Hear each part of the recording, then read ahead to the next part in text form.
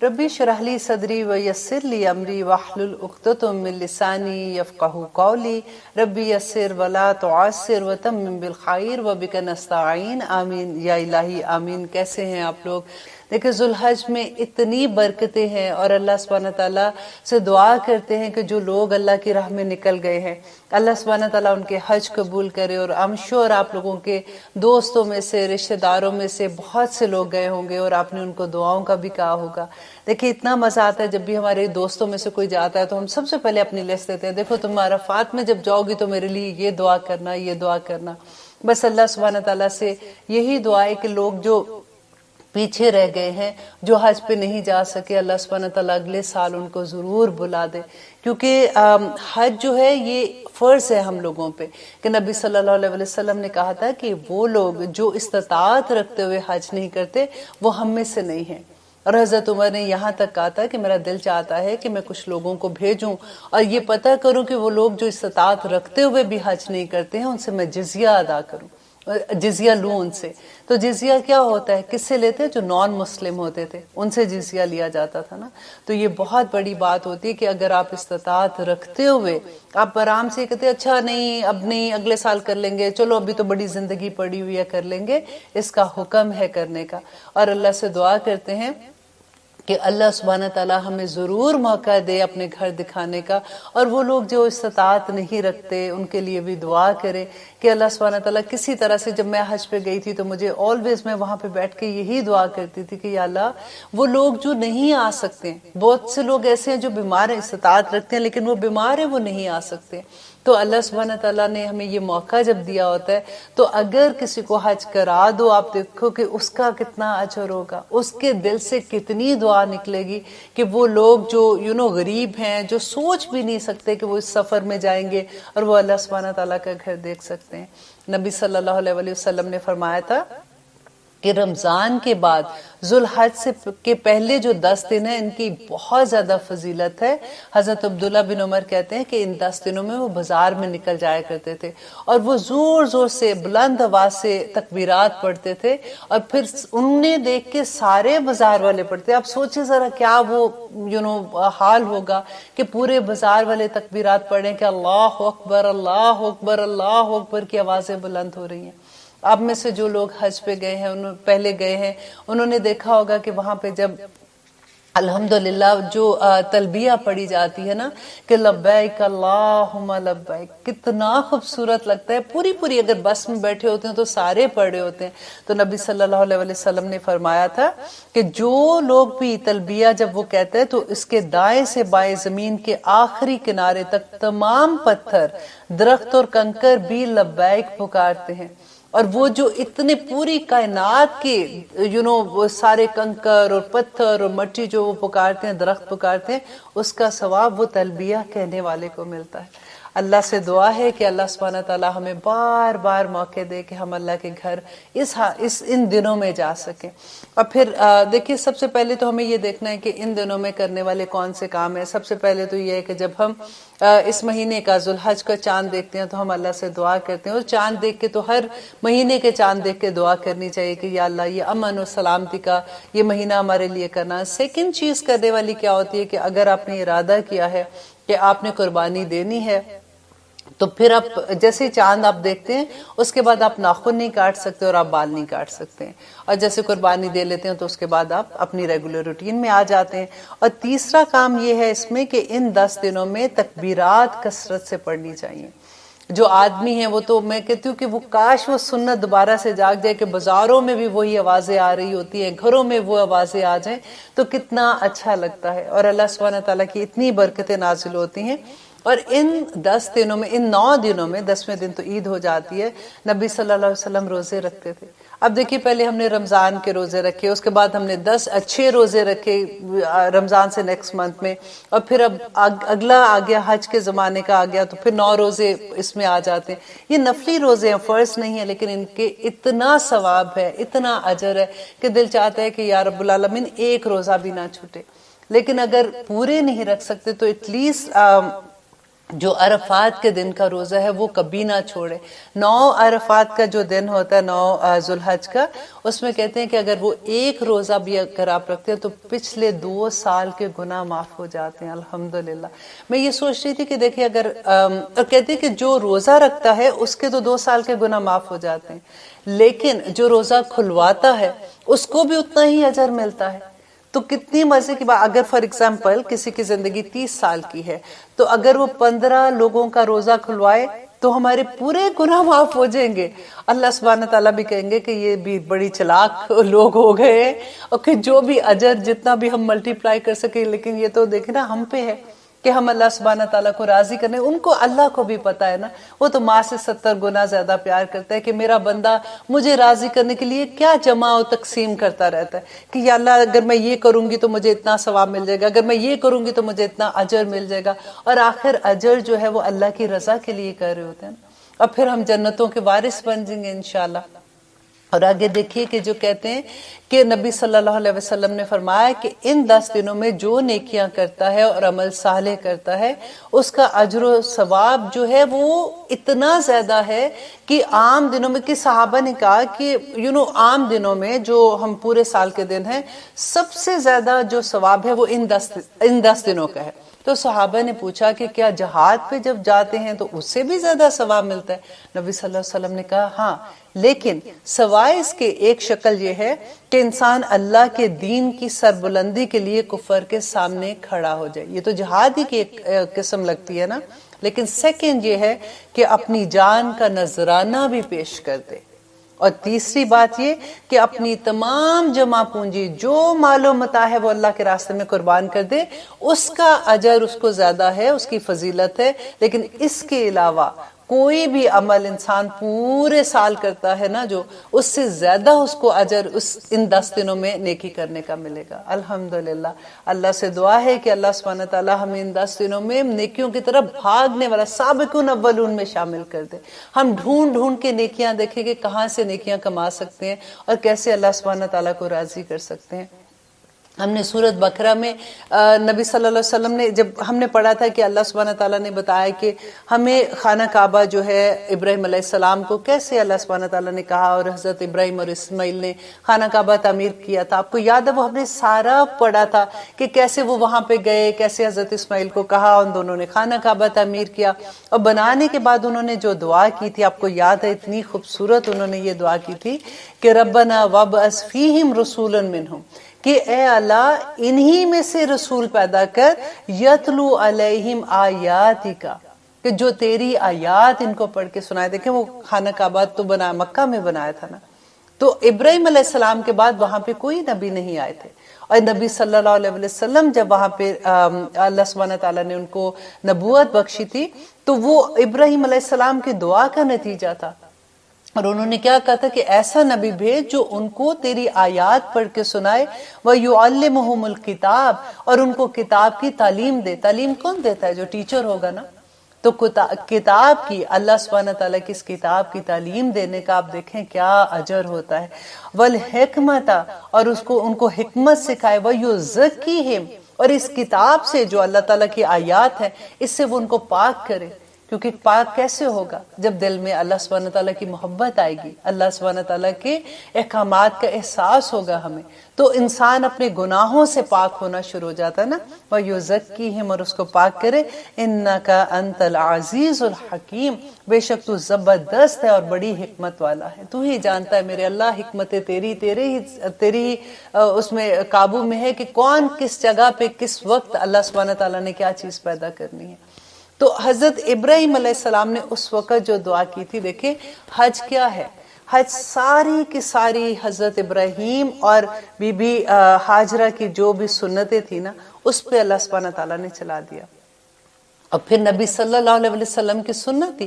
میں نے آپ کو اس وقت بتایا تھا کہ دیکھیں حضرت جو بی بی ہاجرہ تھی جب وہ پانی کے لیے ایک پہاڑ سے دوسرے پہ صفا مروہ میں جا رہی تھی، دیکھیں وہ اس عورت کی تڑپ دیکھیں اور اس کا بھاگنا دیکھیں. اللہ سبحانہ تعالیٰ کو کتنا پسند آیا تھا کہ پوری رہتی دنیا تک کے تمام آدمیوں کو، تمام بچوں اور عورتوں کو اللہ سبحانہ تعالیٰ نے ان کے قدموں پہ چلا دیا. اور دیکھیے پھر جب ہم حج پہ جاتے ہیں تو آپ دیکھیں جب نبی صلی اللہ علیہ وسلم پہ اللہ سبحانہ تعالیٰ پہلی دفعہ وحی نازل ہوئی تھی، وہ 40 سال کے تھے، تو مکہ کے اندر وہ 13 سال رہے تھے، رائٹ؟ اور 13 سال کے بعد وہ ہجرت کر کے جب وہ مدینہ گئے تھے تو جب فتح مکہ سے پہلے 21 سال تک خانہ کعبہ میں بت پڑے ہوئے تھے، بتوں کی پوجا وہاں پہ ہوتی تھی۔ لوگ یہ دیکھیں، میں نے پہلے بھی آپ کو جب بتایا تھا کہ مکہ کے رہنے والے لوگ حج بھی کرتے تھے اور عمرے بھی کرتے تھے۔ وہ تو حضرت ابراہیم علیہ السلام کے اس کے اوپر جا رہے تھے نا، دین پہ تھے، لیکن انہوں نے اس میں اتنی بدعات شامل کر لی ہوئی تھی۔ وہ تو اپنے آپ کو سمجھتے تھے کہ ہم نیک کام کر رہے ہیں، لیکن جتنی بدعات اس میں شامل ہو گئی تھی، اور وہ جن کی پوجا کرتے تھے ان کو نیک ہی لوگ سمجھتے تھے۔ انہوں نے تو حضرت اسماعیل علیہ السلام کا بھی بت بنا کے ادھر رکھا ہوا تھا۔ تو جب فتح مکہ ہوئی تھی 8 ہجری میں، تو اس کے بعد بیت اللہ سے بتوں کو نکالا گیا تھا۔ جب ہم ہسٹری پڑھتے ہیں ہمیں پتہ چلتا ہے تو پھر احساس ہوتا ہے کہ یا رب العالمین، دیکھیں نبی صلی اللہ علیہ وسلم ہمارے رسول مکہ کے اندر ہیں، لیکن وہ خانہ کعبہ سے بت نہیں نکال سکتے تھے۔ اس وقت تو ہمت ہی کوئی نہیں تھی نا، کیونکہ اللہ سبحانہ تعالیٰ نے کہہ دیا تھا کفوا ایدیکم، تھے کتنے لوگ جو اسلام میں تھے، اور کہاں پورا مکہ کے لوگ، پورے ان کے قبیلے کے لوگ، اور اس وقت اللہ سبحانہ تعالیٰ کی طرف سے حکم نہیں تھا۔ اور جب نبی صلی اللہ علیہ وسلم دیکھیں 9 ہجری میں حج جو ہے وہ فرض ہوا تھا، اور پہلا حج جو تھا وہ نبی صلی اللہ علیہ وآلہ وسلم نے حضرت ابو بکر کو بھیجا تھا امیر حج بنا کر، اور اس کے بعد 10 ہجری کو اس رسول اللہ صلی اللہ علیہ وسلم نے 1,24,000 اور بعض جگہ ہے کہ 1,40,000 جان نثار صحابہ کے ساتھ پہلا اور آخری حج کیا تھا۔ اب دیکھیں حج کیا ہے، ساری کی ساری ابراہیم علیہ السلام اور ان کی وائف جو تھی ان کی سنت پہ چل رہے تھے نا، لیکن وہاں پہ جو مناسک حج کے تھے وہ کیا تھے؟ نبی صلی اللہ علیہ وسلم نے جس طرح سے وہاں پہ کیا اسی طرح سے ہمیں حکم ہے کرنے کا۔ ہم دیکھیں جب سب سے پہلے تو ہم مکہ میں جاتے ہیں، مکہ سے جب ہم مینا جاتے ہیں تو مینا تو ایک میدان ہے، وہاں پہ ٹینٹ لگتے ہیں۔ دیکھیں مکہ کے خانہ کعبہ میں ایک نماز پڑھنے کا 1,00,000 نمازوں جتنا اجر ہے۔ ہمیں وہاں سے اٹھا کے ہمیں حکم دیا جاتا ہے کہ چلو جی اب مینا میں چلے جاؤ، ہم وہ چھوڑ کے اس خانہ کعبہ کی عبادت کو چھوڑ کے ہم مینا چلے جاتے ہیں۔ کیوں جاتے ہیں؟ کیونکہ نبی صلی اللہ علیہ وسلم گئے تھے۔ ہم مینا میں جب ہوتے ہیں وہاں سے ہمیں عرفات میں لے کے جایا جاتا ہے کہ چلو جی اب عرفات میں، تھوڑی دور عرفات ہے نا، اب وہاں پہ جانا ہے، اور ہم لوگ وہاں پہ چلے جاتے ہیں مینا کو چھوڑ کے۔ وہی وادی، وہی ہوائیں، وہی سارا کچھ ہے، کیونکہ نبی صلی اللہ علیہ وسلم وہاں پہ گئے تھے۔ وہاں پہ جا کے ہم خطبہ سنتے ہیں، اور خطبے کے بعد ہم ظہر اور عصر اکٹھی پڑھتے ہیں، اور وہ بھی قصر پڑھتے ہیں۔ اب دیکھیں ہم تو حج کرنے گئے نا، اتنی بڑی سعادت لینے گئے، عبادت بھی کرنے گئے تھے، اللہ کو منانے گئے تھے، وہاں پہ نماز تو جو عبادتیں کرنے گئے تھے وہاں پہ نماز قصر پڑھنی ہے۔ کیوں پڑھنی ہے؟ کیونکہ نبی صلی اللہ علیہ وسلم نے پڑھی تھی۔ اب کیا ہوتا ہے کہ عرفات میں ہم اتنی دعائیں کرتے کرتے کرتے جیسے ہی سورج غروب ہوتا ہے وہاں سے حکم ہوتا ہے چلیں جی اب چلیں، اور واپس مزدلفہ پہ چلنا ہے، ایک اور مقام پہ جانا ہے۔ اب وہاں پہ ٹائم ہے آپ کی مغرب کی نماز کا، لیکن نماز نہیں پڑھتے ہیں۔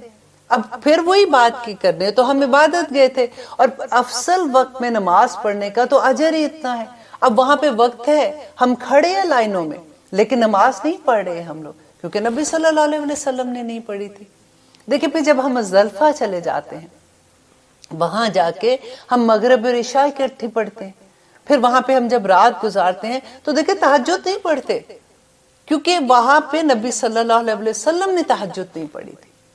آپ کبھی حج کے مناسک کے ساتھ یہ ساری سنتیں اکٹھی کریں، پھر وہ لوگ جو یہ کہتے ہیں نا کہ جو سنت پہ بلیو نہیں کرتے، نہیں سنت میں یہ ہمیں بتاؤ قرآن میں کیا لکھا ہے، ان کو یہ بتایا کریں۔ میں اس لیے آپ کو بتاتی ہوں کہ جب مجھے بھی پتا چلتا تھا، آپ بلیو کریں، مجھے ایک ہوتا ہے نا کہ دل ٹھہر جاتا ہے، جیسے دل مضبوط ہو جاتا ہے، ہمارے عقیدے مضبوط ہو جاتے ہیں۔ جب ہمیں ایسی باتوں کا پتہ چلتا ہے تو ہم دشمن، جیسے اسلام کے دشمن ہی کہیں گے نا جو ایسی باتیں کرتے ہیں، ہم ان کے سامنے کھڑے ہو جاتے ہیں۔ نہیں، مجھے خود آپ دیکھو، اگر حج کرتے ہو تو حج کیا ہے؟ نبی صلی اللہ علیہ وسلم نے یہ چیزیں کی تھی. اگر میں آپ کو اس کی ساری ڈیٹیل پہلے دن سے حج سے آخر وقت تک لے کے جاؤں, آپ you will be shocked to understand کہ الحمدللہ ہم کیسے وہ عبادت انسان کو جیسے اللہ سبحانہ تعالیٰ توڑ دیتا ہے نا بالکل, کہ صرف میری مرضی پہ, صرف اس کی مرضی سے جس جگہ پہ جو حکم, جس وقت چلنا, جس وقت واپس آنا, جس وقت طواف کرنا, جس وقت واپس نہیں کرنا, سارے کے سارے. آج اگر جا رہے ہیں تو صرف جو بڑا شیطان ہے اس کو کنکریاں مارنی ہیں, چھوٹوں کو اور مڈل والے کو نہیں مارنی. کیوں نہیں مارنی؟ کیونکہ نبی صلی اللہ علیہ وسلم نے پہلے دن صرف بڑے شیطان کو کنکریاں ماری تھی. اتنا خوبصورت یہ ایک تو حج ہو جاتا ہے, لیکن اس کی جب انڈرسٹینڈنگ ہوتی ہے کہ حج میں ہم کرتے کیا ہیں, آخر ہم دعائیں تو مانگ رہے ہیں لیکن جن کی سنتوں پہ چل رہے ہیں نا, اطیعوا اللہ و اطیعوا الرسول کر رہے ہوتے ہیں, اور کس طرح سے چون چرا کیے بغیر ہم کرتے ہیں. تو جب ہم واپس آتے ہیں تو یہ سبق لے کے ہمیں آنا چاہیے کہ یا رب العالمین اس دنیا میں بھی ہمیں ان کی سنتوں پہ چلنے والا بنا دے. ہم یہاں پہ آ کے پھر شیر ہو جاتے ہیں, تھوڑے دن کے بعد بھول جاتے ہیں. میں نے بڑے لوگوں کو دیکھا ہے, اللہ میاں استقامت دے. آنیسٹلی میں مذاق سے نہیں کہہ رہی ہوں بالکل بھی, آپ یہ مت سوچئے گا کہ میں کسی کو تانا دے رہی ہوں یا کچھ بھی. شروع میں آتے ہیں لوگ بڑی کوشش کرتے ہیں کہ حجاب بھی لینا شروع ہو جاتے ہیں کہ ہم یہ کریں گے وہ کریں گے, لیکن پھر تھوڑی دیر کے بعد پھر دنیا اپنی طرف کھینچ لیتی ہے. اور کیوں کھینچتی ہے آپ کو پتہ ہے؟ آنیسٹلی اگر آپ قرآن کھول لیں ایک دفعہ, اگر آپ اس کو سمجھنا شروع کر دیں, کسی کلاس میں آپ داخل ہو جائیں, کسی کلاس میں آپ چلے جائیں قرآن کی, آپ واللہ آپ کے حجاب نہیں اتریں گے, آپ کے راستے نہیں بدلیں گے. آپ پھر ویسے ہی کریں گے جیسے شروع میں آتا ہے نا انسان کے اوپر طاری ہوتا ہے حج جیسے, آپ بالکل ویسے ہی عمل کریں گے. صرف یہ ہوتا ہے کہ اس وقت اتنی ہیبت ہوتی ہے, اتنا ایک روب ہوتا ہے حج سے واپس آنے کا کہ یا رب العالمین ہم کس جگہ پہ تھے, ہم نے تیرے گھر میں کیا کیا. وہاں کے ایکسپیرینس بھی تو لوگوں کے ساتھ ہوتے ہیں نا, وہ سارے کے سارے لے کے واپس آتے ہیں. لیکن پھر دنیا جب کھینچ لیتی ہے تو یہی بات میں آپ کو کہہ رہی ہوں کہ بس کوشش کریں کہ جو لوگ بھی حج پہ جاتے ہیں, جاتے رہیں گے انشاءاللہ ساری زندگی میں, یہ کچھ ہم لوگوں نے کرنا ہے. اللہ سبحانہ تعالیٰ جما دے کسی طرح سے, آمین ثم آمین. لیتے ہیں ایک چھوٹی سی بریک, انشاءاللہ آگے دیکھتے ہیں کہ اللہ سبحانہ تعالیٰ ہمیں کیا فرما رہے ہیں. آپ دیکھ رہے ہیں قرآن میری زندگی. الحمدللہ ہم کر رہے ہیں سورۃ آل عمران کی آیت نمبر 14, جس میں اب دیکھیے کہ اللہ سبحانہ تعالیٰ ہمیں کیا بتا رہے ہیں کہ زینا مزین کر دی گئی, سجا دی گئی, للناسی لوگوں کے لیے, حب الشہوات, حب کہتے ہیں محبت کو, الشہوات خواہشات کی محبت کو. کہ یہاں پہ دیکھیے اللہ سبحانہ تعالیٰ کہتے ہیں کہ لوگوں کے لیے اللہ نے ہی خواہشات کی محبت کو مزین کر دیا. من النساء اور عورتوں سے, والبنین اور بیٹوں سے. اب دیکھیے یہاں پہ بات جو ہو رہی ہے کہ اب یہ محبت جو ہے خواہشات سے, یہ تو اللہ سبحانہ تعالیٰ نے ہی ہمارے اندر ڈالی ہے نا. تو اب ہم کیا کریں؟ اب ان چیزوں سے محبت تو ہو جاتی ہے, لیکن محبت کو سمجھنے کے لیے آپ کو یہ دیکھنا پڑے گا کہ یہ جو آیت ہے نا, میں نے آپ کو یاد ہے شروع میں کہا تھا کہ اب میں آپ کو بتاؤں گی کہ کہاں پہ اللہ سبحانہ تعالیٰ نے نہیں کا کہا ہے, کہاں پہ اللہ سبحانہ تعالیٰ نے حکم دیا کہ یہ کرو, اور کہاں پہ منع کیا ہے. تو یہ آیت جو آج ہم ابھی پڑھیں گے, اس میں اللہ سبحانہ تعالیٰ نے دنیا کی محبتیں بتا کے کہا کہ ان سے بچو, اور ان سے کس طرح سے استعمال کرنا ہے یہ بھی بتایا ساتھ ساتھ. دیکھیں اسلام میں رہبانیت نہیں ہے, اسلام جو ہے یہ پورے کا پورا پریکٹیکل مذہب ہے. اب یہ محبتیں جو اللہ سبحانہ تعالیٰ نے بتا دی کہ اللہ نے محبتیں پیدا کر دی, حب و شہوات خواہشات کی محبت, من النساء اور عورتوں کی, تو یہ محبتیں تو اللہ نے ہی پیدا کی ہے نا. تو اب ہم کیا کریں؟ ہمارے تو امتحان بھی انہیں پہ آ جاتے ہیں نا جو محبتیں ہیں ہماری. تو اب دیکھیے کہ اللہ کی محبت جب ہمارے سامنے آتی ہے تو ہمیں یہ دیکھنا ہے کہ اللہ کی محبت پہ ہم نے ان محبتوں کو افضل نہیں کرنا. اب اگر آپ یہ کانسیپٹ سمجھ آئیں گے نا اس آیت کا, تو بہت آپ کو آسانی ہوگی, کیونکہ یہ ساری محبتیں تو اللہ کی, اور محبت کی لذت ہوتی ہے. دیکھیں محبت اگر ہو اس میں لذت ہی اٹھ جائے. اگر آپ لوگوں کو ہر ایک نے ہماری زندگیوں میں ہم نے محبت کو ضرور چکھا ہوا ہے. کسی کی اولاد کی محبت کو چکھا ہے, ماں باپ کی, بہن بھائی کی, بڑی ڈفرینٹ کائنڈ محبتیں ہوتی ہیں. اور اگر ایک محبت کی بات جس میں یہاں پہ آ جاتا ہے کہ حب شہوات من النساء عورتوں سے, تو آپ وہ زمانہ یاد کریں جب منگنی ہم لوگوں کی ہوتی ہے, تو پہلی دفعہ جب اپنے ہسبینڈ کو ہم لوگ دیکھتے ہیں اور وہ جو پیریڈ منگنے کا ہوتا ہے وہ کبھی نہیں بھولتا ہم لوگوں کو. ہم آلویز اس زمانے میں چلے جاتے ہیں کہ وہ بہت اچھا ہوتا تھا. اب دن رات اسی بندے کے بارے میں خیال بندے اسی میں رہتا ہے کہ میرے ہسبینڈ کو یہ پسند نہیں ہے, ان کو یہ ان دنوں میں نئے نئے ہم ایک دوسرے کو جان رہے ہوتے ہیں, اور اس محبت کی لذت بھی فرق ہی ہوتی ہے. راتوں کو بھی نیند نہیں آ رہی ہوتی, اور وہی بندہ وہ کہتا ہے نا کہ اس کے رنگ میں رنگ جاتا ہے. دیکھیں اللہ کے رنگ میں بھی رنگنے کے لیے نا یہی محبت کام آئے گی. یہی بات اللہ سبحانہ تعالیٰ کی محبت میں رنگنے کے لیے ہمیں کام آئے گی. وہ کوئی مشکل لگتا تھا اس زمانے میں؟ جو ہمارے ہسبینڈ کو پسند ہوتا تھا ہم وہ کرنے کو تیار ہو جاتے تھے کہ نہیں ان کو ایسا پسند ہے, ان کو یہ رنگ پسند ہے, ان کو یہ کھانا پسند ہے, ان کو ایسا بیٹھنا پسند ہے, ایسا نہیں پسند ہے. وہ اس زمانے میں جب محبت ہو رہی ہو, نئی نئی محبت ہوتی ہے, محبت تو الحمدللہ رہتی ہی ہے, لیکن یہ جو نئی محبت کی میں بات کر رہی ہوں جب ہو رہی ہوتی ہے, تو اسی طرح سے دیکھیں جب ہمیں اللہ سبحانہ تعالیٰ سے محبت ہوگی نا تو ہمیں اس کے رنگ میں رنگنے میں کوئی مشکل نہیں آئے گی. جب یہ لوگ یہ کہتے ہیں نا کہ مجھے یہ فالو کرنے میں بڑی مشکل آتی ہے, تو پھر آپ یہ غور کریں کہ یہ محبت کی یہاں پہ کمی آ جاتی ہے. جب ہمیں اللہ کی محبت کی سمجھ آ جاتی ہے, ہم وہ کہتے ہیں نا ان اللہ اشتری من المؤمنین انفسهم واموالهم بان لهم الجنہ.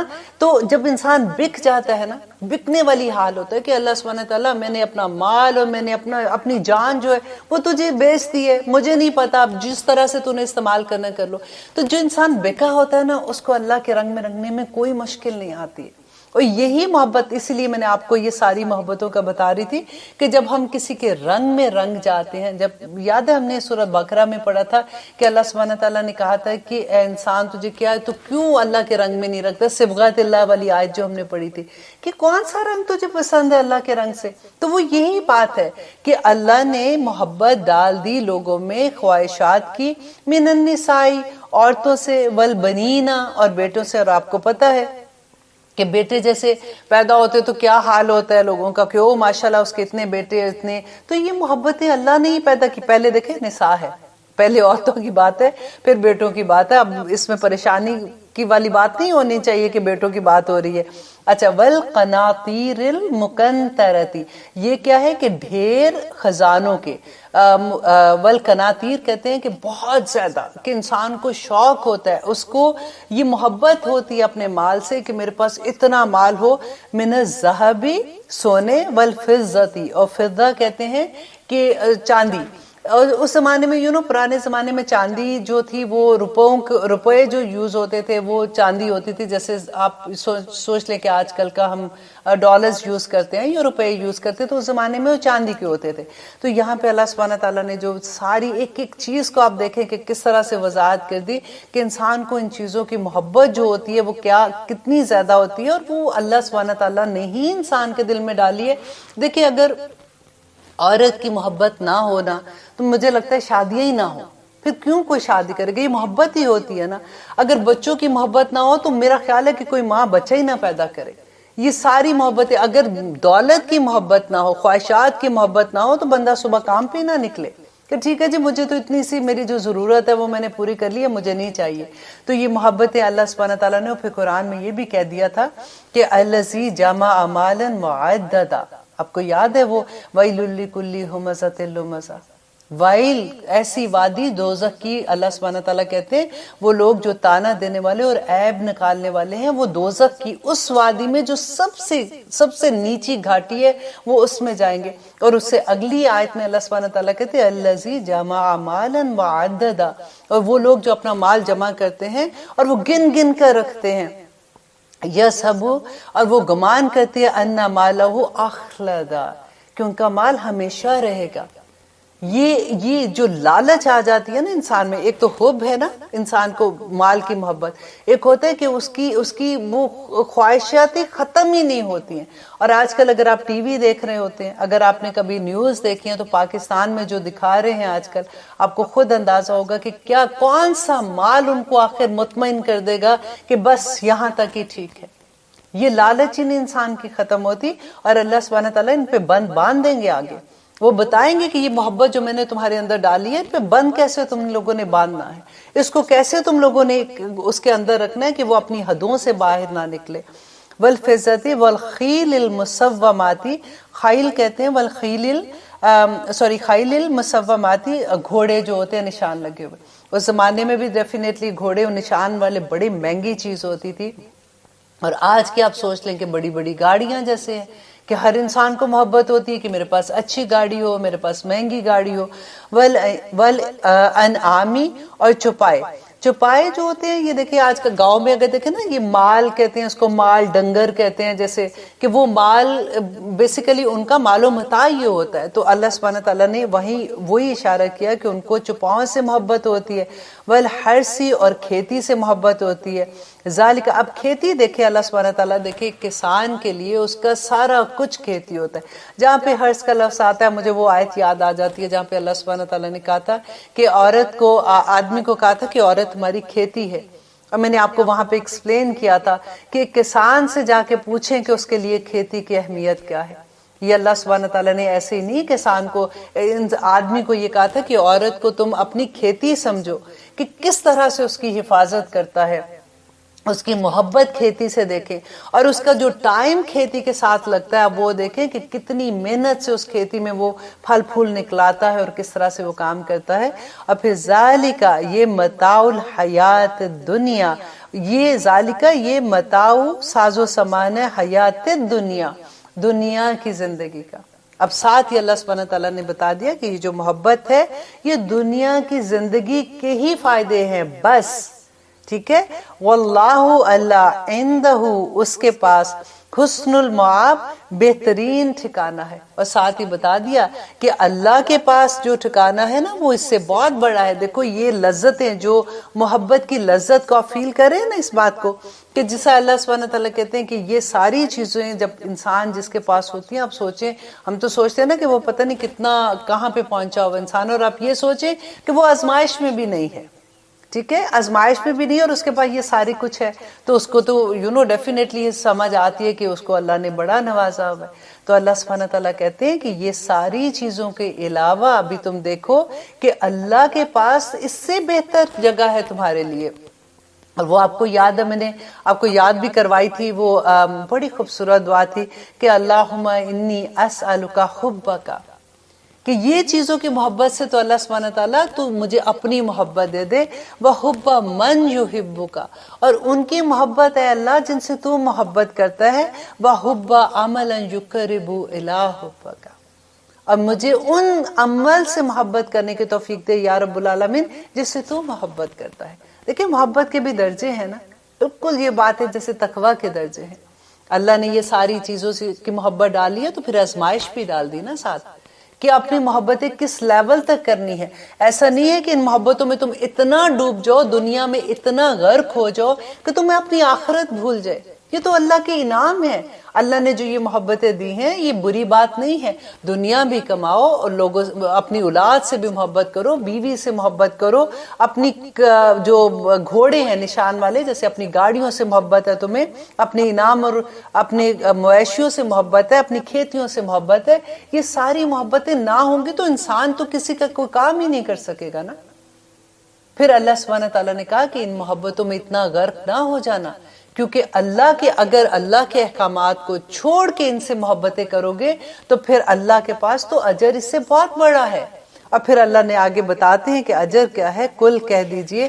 اب دیکھیں یہاں پہ وہ بات آگے کہ اللہ سبحانہ تعالیٰ کہتے ہیں اب کرنا کیا ہے، یہ ساری محبتیں ہیں، اور یہ بھی بتا دیا کہ یہ صرف دنیا کی زندگی کتنی ہے، جتنی بھی تھوڑی سی آپ کو زندگی ملی ہے، اس زندگی میں آپ کتنا بھی اور کما لو گے، کتنا اور کر لو گے، لیکن آخرت کی زندگی کی بات اللہ سبحانہ تعالیٰ آپ کر رہے ہیں کہ کل کہہ دیجئے۔ کون کہہ دیجئے؟ نبی صلی اللہ علیہ وسلم کو کہہ رہے ہیں، اُنبئکم، کیا میں تمہیں خبر دوں، بخیرن، بہتر کی، من ذالکا، اس سے کہ کیا میں تمہیں ان ساری چیزوں کی محبت ہے جو اتنی لگ رہی ہیں، خواہشات کی محبت ہوتی ہے، اتنی بڑی بڑی چیزیں لگ رہی ہیں، کیا میں تمہیں ان سے بہتر بات بتاؤں؟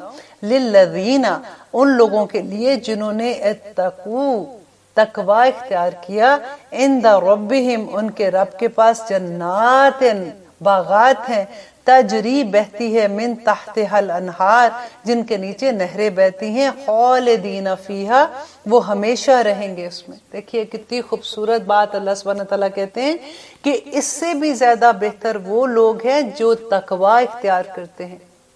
آپ کو پتہ ہے تقوی کی اگزامپل میں نے آپ کو دی تھی کہ حضرت عمر سے پوچھا تھا کہ تقوی کیا ہے، تو انہوں نے کہا تھا کہ تقوی یہ ہے کہ تم کسی ایک تنگ راستے سے جا رہے ہو، ایک چھوٹا راستہ ہے، تنگ راستہ دونوں طرف سے، اور دونوں طرف کانٹے دار جھاڑیاں ہیں، اور تمہیں اس میں سے گزرنا ہے تو کیسے گزرو گے؟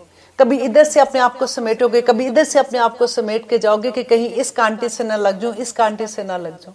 تو دنیا کی زندگی میں بھی اسی طرح سے ان حب جو ہے اللہ کی محبتیں اللہ نے جو دلوں میں ڈالی ہیں نا، ان ساری چیزوں کی محبتوں سے ایسے ہی گزرو کہ ان کو انجوائے کرو، اللہ کا شکر ادا کرو. یہ اللہ کی نعمتیں ہیں، لیکن ان میں اتنا نہ کھوجو کہ اپنے رب کو ہی بھول جاؤ.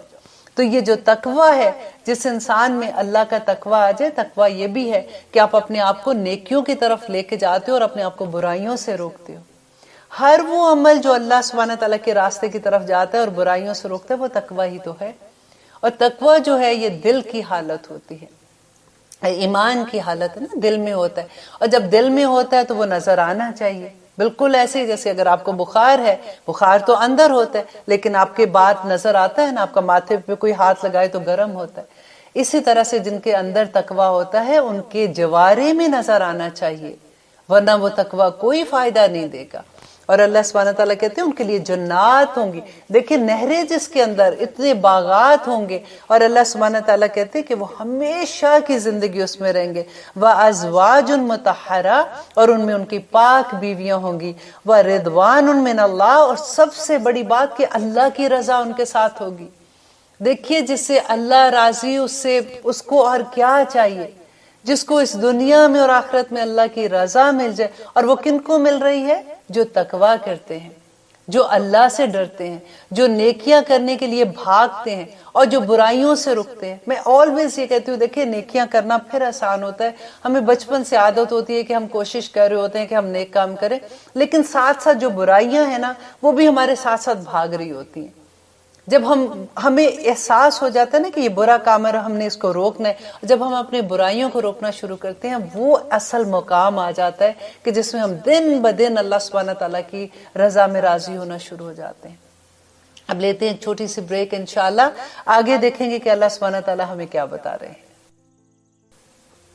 آپ دیکھ رہے ہیں قرآن میری زندگی. الحمدللہ ہم سورۃ ال عمران کی آیت نمبر 14 کر رہے تھے اور آلموسٹ اس کے آخر میں تھے کہ جس میں ہم نے یہ پڑھا تھا کہ اللہ سبحانہ تعالیٰ کہتے ہیں کہ دنیا کی محبت اللہ سبحانہ تعالیٰ نے ہی ہمارے دل میں ڈالی ہے. اور وہ سب چیزوں کی ایک لمبی لسٹ بتائی اور پھر اس کے ساتھ بتایا کہ دیکھو یہ محبتیں میں نے ہی ڈالی ہیں، لیکن اس سے کہیں بہتر ہے کہ جو لوگ تقوی اختیار کرتے ہیں، اللہ سبحانہ تعالیٰ کا ڈر ہوتا ہے ان کے دل میں، وہ نیکیوں کی طرف بھاگنے والے ہوتے ہیں، برائیوں سے بچنے والے ہوتے ہیں. ان لوگوں کے لیے اللہ سبحانہ تعالیٰ پہ بتا رہے ہیں کہ جنات ہے، ایک جنت نہیں ہے، جنات وہاں پہ باغات ہیں ان کے لیے جن کے نیچے نہریں بہتی ہیں.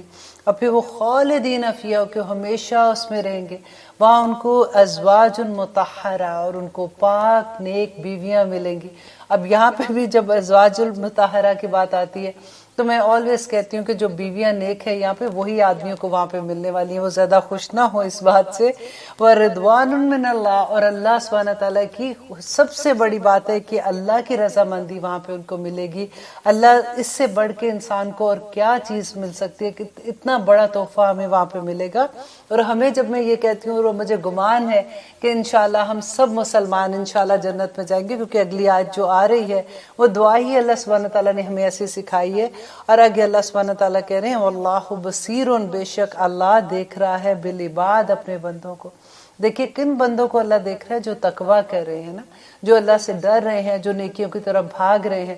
تو اللہ سبحانہ تعالیٰ کہتے ہیں کہ اللہ سبحانہ تعالیٰ کسی کا عمل ضائع نہیں کرے گا. اللہ دیکھ رہا ہے کہ ان کے عمل کیسے. اب اگلی آیت ہے آیت نمبر انشاءاللہ 16 جو ہم کر رہے ہیں. اس میں اللہ سبحانہ تعالیٰ کہتے ہیں کہ الذین جو لوگ یقولون کہتے ہیں ربنا اے ہمارے رب، اننا بے شک ہم آمنا ایمان لائے، فاغفر لنا پس تو بخش دے، لنا ہم کو، ذنوبنا ہمارے گناہوں کو، وقینا اور بچا لے ہمیں عذاب النار آگ کے عذاب سے. دیکھیے کتنی خوبصورت دعا ہے جو اللہ سبحانہ تعالیٰ نے ہمیں سکھائی ہے. یہ ضرور مانگا کریں کہ یا رب العالمین ہم ایمان لے آئے.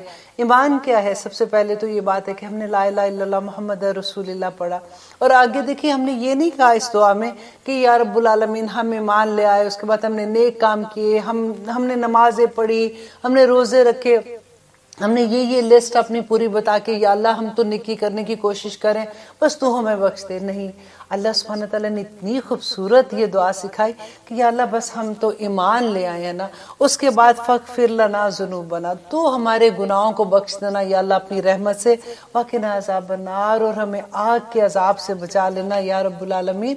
اور اب اللہ سبحانہ تعالیٰ کہہ رہے ہیں کہ وہ کون لوگ ہیں کہ جو متقی ہیں، ان میں کیا خوبیاں ایسی ہوتی ہیں کہ وہ متقی بن جاتے ہیں، ان میں کون سی ایسی چیزیں جو وہ جنات کے حقدار بن جاتے ہیں، وہ باغات کے مالک بن جاتے ہیں. تو یہاں پہ اللہ سبحانہ تعالیٰ کہتے ہیں آیت نمبر 17 میں، الصابرین، اور سب صبر کرنے والے. کون لوگ؟ جو صبر کرنے والے. دیکھیے کہ اللہ سبحانہ تعالیٰ قرآن میں صبر والوں کی کوئی چھوٹی بات نہیں بتاتے، کہتے ہیں اللہ مع الصابرین، کہ اللہ صبر کرنے والوں کے ساتھ ہو جاتا ہے نا. جب انسان کبھی غم میں ہوتا ہے، پریشانی میں ہوتا ہے، تو سم ٹائم یہ لگتا ہے کہ یا اللہ اور کتنا سہوں گی، اب تو یہ میری چیز ٹھیک کر دے. اب میں آیت نمبر آپ کو سورۃ فرقان کی آیت نمبر 20 میں اللہ سبحانہ تعالیٰ کہتے ہیں وَجَعَلْنَا بَيْنَكُمْ وَجَعَلْنَا بَعْضُكُمْ لِبَعْضٍ فِتْنَةً، بے شک ہم نے ایک دوسرے کے لیے تمہیں فتنہ بنا دیا. دیکھیے وہ اللہ جو اس نے ہمیں پیدا کیا وہی ہمیں بتا رہے ہیں نا کہ بے شک. اور آپ کو یاد ہے اپنے آدم اور حوا کا جب قصہ پڑھا تھا سورۃ بقرہ کے شروع میں، اس میں کیا تھا کہ جب آدم اور حوا نے جنت میں پھل کھا لیا تھا، اس کے بعد شیطان کے بہکاوے میں آگے تھے، اور اللہ سبحانہ تعالیٰ نے کہا اب دنیا میں اتر جاؤ. تو کیا کہا تھا؟ اب تم دنیا میں چلے جاؤ، تم سب ایک دوسرے کو دشمن ہو. وہاں پہ دشمن کا لفظ استعمال ہوا تھا، یہاں پہ فتنہ کا لفظ استعمال ہوا ہے. یہاں پہ فتنے کا مطلب ہوتا ہے آزمائش ہے ہمیں ایک دوسرے کے لیے. اور آگے اللہ سبحانہ تعالیٰ اتنی خوبصورتی سے کہتے ہیں تصبرون، کیا تم صبر کرو گے اس پہ؟ اور پھر یہی صبر کی بات جب آتی ہے کہ جب فتنہ آتا ہے، جب آزمائش آتی ہے، تو ہم کئی دفعہ ہوتا ہے کہ بالکل انسان ٹوٹ جاتا ہے، تو اللہ سبحانہ تعالیٰ اتنے پیار سے کرتے ہیں وَإِنَّ رَبَّكَ كَانَ بَصِيرًا، کہ بے شک تیرا رب تجھے دیکھ رہا ہے.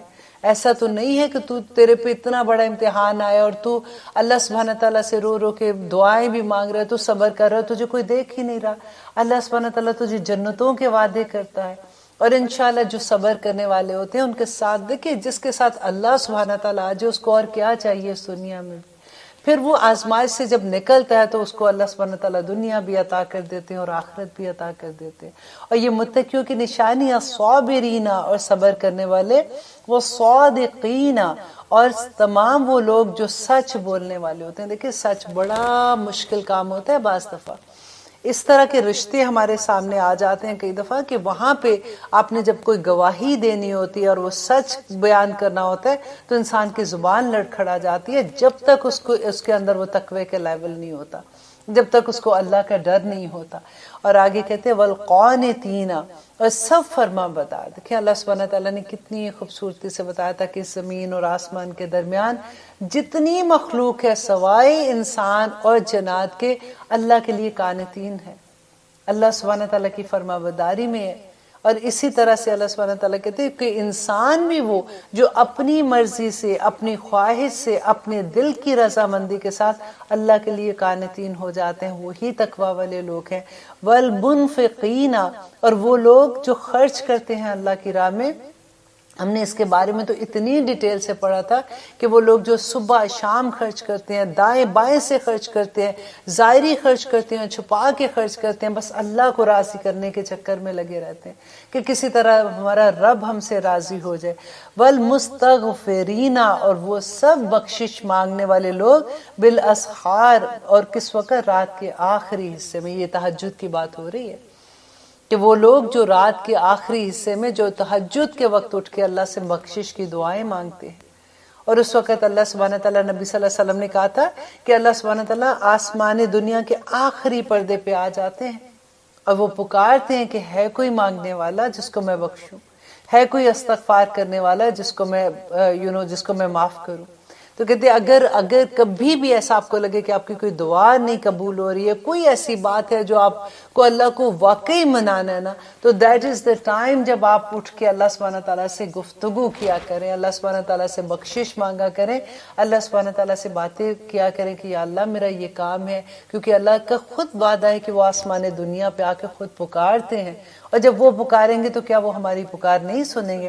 وَإِذَا سَأَلَكَ عِبَادِي عَنِّي فَإِنِّي قَرِيبٌ، آپ کو یاد ہے نا، عجیب دعوت الداعی زادان، کہ میرا بندہ پکارتا ہے میں اس کی پکار سنتا ہوں۔ تو اللہ سبحانہ تعالیٰ سے اگر جب آپ کو کبھی کوئی ایسی دعا مانگنی ہے کہ آپ کو یہ ہے کہ میں کس طرح سے اللہ سبحانہ تعالیٰ کے سامنے جاؤں اور وہ میری فوراً دعا سن لے، تو اس وقت اٹھا کریں بستروں سے۔ ہمارے استاد بڑی خوبصورت بات کہتے تھے کہ اگر آپ اپنے بستر سے نہیں اٹھ سکتے نا تو پھر آپ میں وہ درد بھی نہیں ہے، پھر مت جھوٹ بولیں کہ مجھے بڑی تکلیف ہے، میں اللہ سے یہ دعا مانگتی ہوں وہ دعا مانگتی ہوں میری پوری نہیں ہوتی۔ اٹھیں بستر سے اپنے، اور رات کے آخری پہر میں، فجر سے پہلے کے وقت میں